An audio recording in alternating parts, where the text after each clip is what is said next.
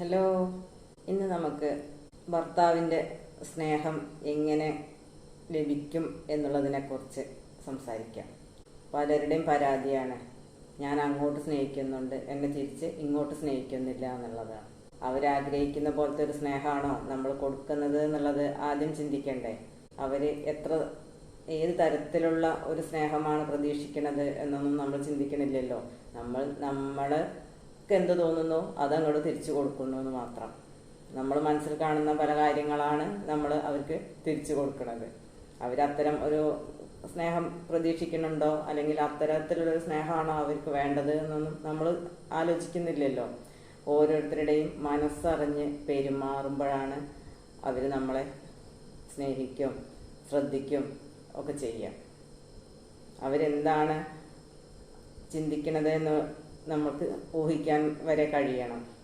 അവരുടെ മനസ്സിൽ എന്താണ് എന്നുള്ളത് നമ്മൾ ചിന്തിച്ചിരിക്കണം, അല്ലെങ്കിൽ നമുക്കത് മനസ്സിലാക്കാനുള്ള ഒരു കഴിവുണ്ടാവണം. പിന്നെ തൊട്ടതിനും പിടിച്ചതിനൊക്കെ അവരെ കുറ്റപ്പെടുത്താൻ പോയിട്ടുണ്ടെങ്കിൽ അവരൊരിക്കലും നമ്മളെ സ്നേഹിക്കില്ല. നമ്മളവരെ ഏത് പ്രവൃത്തി ചെയ്ത് കാണുമ്പോഴും നമ്മൾ പറയണേ, ഞാൻ നിങ്ങളോട് മുന്നേ പറഞ്ഞതല്ല ഇത് ചെയ്യണ്ട എന്നുള്ളത്, അല്ലെങ്കിൽ നിങ്ങളത് ചെയ്തത് ശരിയായില്ല, നിങ്ങളോട് ആരത് പറഞ്ഞ് ചെയ്യാൻ, ഇങ്ങനെയൊക്കെ അവരെ കുറ്റപ്പെടുത്താനും ശകാരിക്കാനൊക്കെ നിന്ന് കഴിഞ്ഞാൽ അവർ ഒരിക്കലും നമ്മളെ സ്നേഹിക്കില്ല. കാരണം എന്താണ്, അവർ അത്തരത്തിലുള്ളൊരു തളർത്തൽ ഒരിക്കലും ഭാര്യയിൽ നിന്നും പ്രതീക്ഷിക്കണില്ല. അവരെ എപ്പോഴും സപ്പോർട്ട് ചെയ്യണം, അല്ലെങ്കിൽ അവർ ചെയ്യുന്ന പ്രവൃത്തി നല്ലതാണ്, അല്ലെങ്കിൽ അത് നിങ്ങളെ കൊണ്ട് ചെയ്യാം, നിങ്ങൾ പ്രാപ്തനാണ് എന്നുള്ളൊരു വാക്കാണ് എപ്പോഴും കേൾക്കാൻ ആഗ്രഹിക്കുക. ആ സ്ഥാനത്ത് നമ്മൾ നിങ്ങളെ കൊണ്ട് അതിന് പറ്റില്ല, അല്ലെങ്കിൽ നിങ്ങളത് ചെയ്തത് ശരിയായില്ല, നിങ്ങളെന്തിനത് ചെയ്തു എന്നൊക്കെ ചോദിക്കാൻ നിന്ന് കഴിഞ്ഞാൽ അവർ നമ്മൾ വെറുക്കുക ചെയ്യുള്ളൂ. ഏതൊരാൾക്കും കരുത്ത് പകരുന്ന എന്താണ്, നമ്മുടെ പ്രചോദനം, അല്ലെങ്കിൽ നമ്മുടെ സപ്പോർട്ട്. അതാണ് ഏതൊരാളുടെയും കരുത്ത്. ആരെന്ത് കാര്യം ചെയ്യുകയാണെങ്കിലും അതിനെ എന്തിനത് ചെയ്തു, അത് അങ്ങനെയാണോ ചെയ്യേണ്ടത്, അല്ലെങ്കിൽ ഞാൻ നിങ്ങളോട് പിന്നെ പറഞ്ഞതല്ലേ എന്നൊക്കെ ചോദിച്ച് തളർത്താൻ പോയി കഴിഞ്ഞാൽ ആർക്കും ആ കാര്യം ചെയ്യാനുള്ളൊരു കഴിവ് ഉണ്ടെങ്കിൽ കൂടി അത് ഇല്ലാണ്ടേ തന്നെ ചെയ്യാം. പിന്നെ അവരും ചിന്തിക്കും, എന്തിനു ഞാൻ ആ കാര്യം ചെയ്യണോ, ചെയ്തു കഴിഞ്ഞാലും ഇത്തരത്തിലുള്ള ഒരു കാര്യമില്ലേ മറ്റുള്ളവരിൽ നിന്ന് കേൾക്കണത് എന്നൊക്കെ അവരും ചിന്തിക്കും. നമ്മളെപ്പോഴും അവരെ സപ്പോർട്ട് ചെയ്തിട്ട് വേണം സംസാരിക്കാൻ.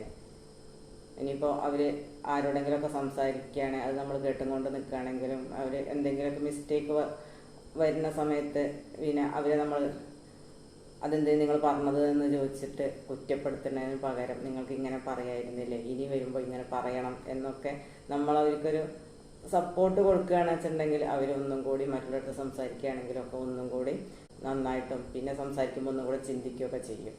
അവർ അത് അറിവില്ലാത്തതുകൊണ്ടൊന്നുമല്ല, കാരണം സംസാരിക്കുന്നതിൻ്റെ ഇടയ്ക്ക് അവർക്ക് പോകുന്ന ചില മിസ്റ്റേക്കുകളാവും. പെട്ടെന്ന് സംസാരിക്കുമ്പോൾ അതുകൊണ്ടുണ്ടാവുന്ന ചില പ്രശ്നങ്ങളൊക്കെയാവും ആ സംസാരം അവർക്കൊരു മോശമായിട്ട് വന്നു ചേർന്നിട്ടുണ്ടാവുക. ആ സ്ഥാനത്ത് ആര് നിങ്ങളോട് അങ്ങനെ സംസാരിക്കാൻ പറഞ്ഞത് എന്ന് ചോദിച്ച് നമ്മളവരെ കുറ്റപ്പെടുത്താൻ പോയിട്ടുണ്ടെങ്കിലോ അവരത് ഇഷ്ടപ്പെടും. പിന്നെ ഭക്ഷണമാണെങ്കിലും അവരുടെ മറ്റു കാര്യങ്ങളാണെങ്കിലും അവർ ആഗ്രഹിക്കുന്നത് എന്തോ അത് നമ്മൾ നടത്തി കൊടുക്കുമ്പോഴാണ് അവർക്കും മനസ്സ് നിറയുള്ളൂ. പല കാര്യങ്ങളും അവരാഗ്രഹിക്കുന്നതിൻ്റെ ഒരു 7 അയലത്ത് പോലും നമ്മൾ എത്താതിരിക്കുമ്പോഴാണ് അവർ നമ്മളെ വെറുക്കണത്, അല്ലെങ്കിൽ നമ്മളോട് താല്പര്യമില്ലാണ്ടായി പോണത്. പലരും പറഞ്ഞ് കേട്ടിട്ടുള്ളതാണ്, ഞാൻ എന്ത് ചിന്തിക്കണോ അതിൻ്റെ ഓപ്പോസിറ്റാണ് എൻ്റെ ഭാര്യ ചിന്തിക്കുക. അങ്ങനെ ചിന്തിച്ചു കഴിഞ്ഞാൽ അതിൻ്റെ അനന്തരഫലം എന്തായിരിക്കും? രണ്ടാളും 2 ധ്രുവത്തിൽ നിന്ന് ചിന്തിച്ചു കഴിഞ്ഞാൽ അവിടെ ഒരു സക്സസ് ഉണ്ടാക്കാൻ കഴിയുമോ? അപ്പോൾ ഒരു മനസ്സായിട്ട് വേണം ഒരു കുടുംബജീവിതത്തിനകത്ത് ഭാര്യയും ഭർത്താവും മുന്നോട്ട് പോകാൻ. 2 പേരും താങ്ങും തണലുമായിട്ട് വേണം മുന്നോട്ട് പോകാൻ, അല്ലെങ്കിൽ അവിടെ പരാജയം തന്നെയാണ് ഉണ്ടാവുക. പിന്നെ എന്തിനും അവരെ കുറ്റപ്പെടുത്തിക്കൊണ്ടുള്ളൊരു സംസാരം അത് അവർ ഒരിക്കലും ഇഷ്ടപ്പെടുന്നില്ല. അവർ ഏതെങ്കിലും കാര്യത്തിൽ അവർക്ക് പരാജയമാണെങ്കിലും കൂടി നിങ്ങളത് ചെയ്യൂ, നിങ്ങളെ കൊണ്ടത് ചെയ്യാൻ പറ്റും. നമ്മളുടെ ഇത്തരം വാക്കുകൾ കേൾക്കുമ്പോൾ അവർ ഓട്ടോമാറ്റിക്കലി അവർക്ക് അത് ഏത് കാര്യമാണ് അവർ ചെയ്യാനാണെങ്കിലും അതിനുള്ളൊരു പ്രാപ്തി അവർക്ക് വന്നു ചേരും. നിങ്ങളെക്കൊണ്ട് പറ്റും എന്ന് തന്നെ നമ്മൾ തീർച്ചയായിട്ടും പറയണം. ബാക്കി കാര്യങ്ങളൊക്കെ നിങ്ങളല്ലേ ചെയ്യുന്നത്, അതുപോലെ എന്താ നിങ്ങൾക്ക് ഈ കാര്യങ്ങളും ചെയ്യാൻ പറ്റാത്തത്, നിങ്ങളെ കൊണ്ട് അതിന് പറ്റും എന്ന് തന്നെ തീർത്തും പറയണം. അപ്പോൾ അവർക്കൊരു കോൺഫിഡൻസ് ഉണ്ടാവും, ഇതെന്നെ കൊണ്ട് പറ്റും. നാലാൾ കൂടുന്ന ഇടത്ത് അവരെ അപമാനിക്കാതിരിക്കാൻ പരമാവധി ശ്രമിക്കുക. പുരുഷന്മാരാഗ്രഹിക്കുന്നത് എന്താണെന്നറിയോ? അവർ ആരുടെ മുന്നിലും തല കുനിക്കാൻ അവർക്ക് ഇഷ്ടമല്ല, അവരതിനെ ആഗ്രഹിക്കണമില്ല. അപ്പോൾ മറ്റുള്ളവരെ മുന്നിൽ വെച്ചിട്ട് നമ്മൾക്ക് അവർക്ക് അപമാനം ഉണ്ടാക്കുന്ന ഒരു വാക്കോ പ്രവൃത്തിയോ ചെയ്യാതിരിക്കുക. പരമാവധി അവരോട് ബഹുമാനത്തോടു കൂടി തന്നെ പെരുമാറുക. ഈ സ്നേഹം എന്ന് പറഞ്ഞ സംഭവത്തിൽ നിന്നാണ് ഈ ബഹുമാനം ഉണ്ടാവുന്നത്. ഒരാളോട് നമുക്ക് എത്ര കണ്ട് സ്നേഹമുണ്ടോ അത്ര കണ്ട് നമുക്ക് അവരോടൊരു ബഹുമാനം ഉണ്ടാവും മനസ്സിൽ. സ്നേഹിക്കപ്പെടേണ്ടതും ബഹുമാനിക്കപ്പെടേണ്ടതൊക്കെ അത്യാവശ്യമുള്ളൊരു കാര്യം തന്നെയാണ്. അത് നമ്മുടെ ഭർത്താക്കന്മാരൊക്കെ ബഹുമാനവും സ്നേഹമൊക്കെ കൊടുക്കുക തന്നെ വേണം അവർക്ക്. പിന്നെ എന്തെങ്കിലും ഒരു പ്രശ്നം വരുമ്പോൾ അത് അവർ ജോലി കഴിഞ്ഞ് വരികയാണെങ്കിലും അല്ലെങ്കിൽ മറ്റ് ഏതൊരു കാര്യം കഴിഞ്ഞിട്ട് അവർ വീട്ടിലേക്ക് വരുന്ന സമയത്താണെങ്കിലും നമ്മൾ അത് വരുന്നതിന് മുന്നേ അവരോടങ്ങോട്ട് പറയാതിരിക്കുക. കാരണം അവരും ഒരു ജോലി കഴിഞ്ഞിട്ടോ അല്ലെങ്കിൽ മറ്റെന്തെങ്കിലും കാര്യങ്ങൾ കഴിഞ്ഞ് വരുമ്പോൾ ഭയങ്കര ക്ഷീണിതനായിരിക്കും.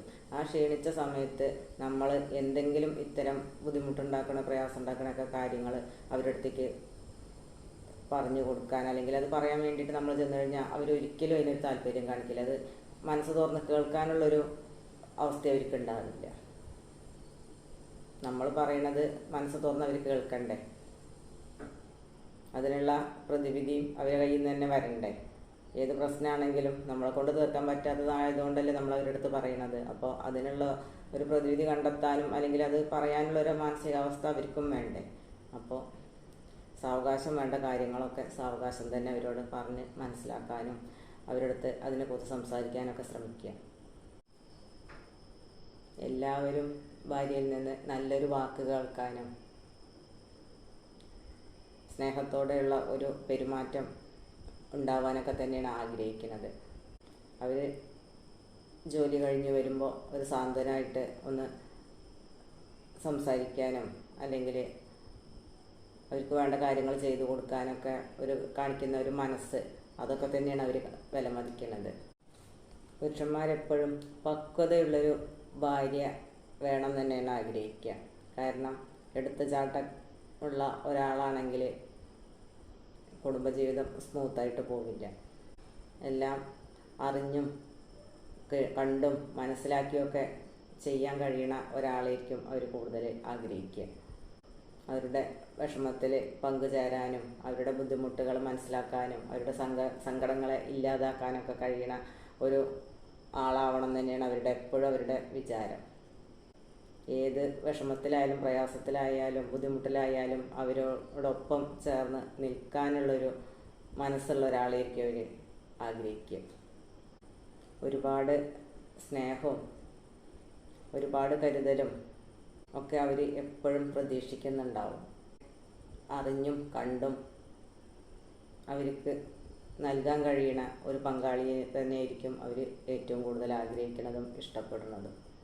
ഏത് സമയത്തും പ്രശ്നങ്ങളുമായിട്ട് ചെന്ന് അവരെ ഒരു കണക്കിനും സ്വസ്ഥത കൊടുക്കാത്ത ഒരാളെ ഒരിക്കലും അവർ ഇഷ്ടപ്പെടില്ല. ഇനി എത്ര തന്നെ സൗന്ദര്യം ഉണ്ടെന്ന് പറഞ്ഞിട്ടും എത്ര തന്നെ സ്വത്തുണ്ടെന്ന് പറഞ്ഞിട്ടും എത്ര കണ്ട് എന്ത് തന്നെ ഉണ്ടായെന്ന് പറഞ്ഞിട്ടും കാര്യമില്ല. അവർക്ക് സ്വസ്ഥത കൊടുക്കാനും അവർക്ക് മനസ്സമാധാനം നൽകാനും സന്തോഷം നൽകാനും കഴിവുള്ള ഒരാളെയായിരിക്കും അവർ ഏറ്റവും ഇഷ്ടപ്പെടുക. എന്ത് പ്രയാസം വന്നാലും വിഷമം വന്നാലും അതൊക്കെ പോട്ടെ, അതൊക്കെ ഇന്നല്ലെങ്കിൽ നാളെ ശരിയാവും എന്ന ഒരു പറച്ചിൽ അവരോട് പറയാൻ കഴിവുള്ള ഒരാളാവുമ്പോൾ ഏറ്റവും നല്ലതായിരിക്കും. പ്രശ്നങ്ങളില്ലാത്ത ഒരു ജീവിതം എവിടെയില്ല. പ്രശ്നവും പ്രയാസവും പരിഭവങ്ങളും സങ്കടങ്ങളും ഒക്കെ എപ്പോഴും നമ്മുടെ കൂടെയുള്ള സംഭവങ്ങളാണ്. അപ്പോൾ അതൊക്കെ അതിൻ്റെതായ രീതിക്ക് അങ്ങനെ ആവട്ടെ.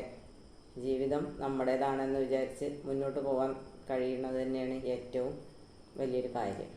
പരസ്പര വിശ്വാസം എന്ന് പറയുന്നത് ജീവിതത്തിൽ ഏറ്റവും വേണ്ടൊരു ഘടകമാണ്.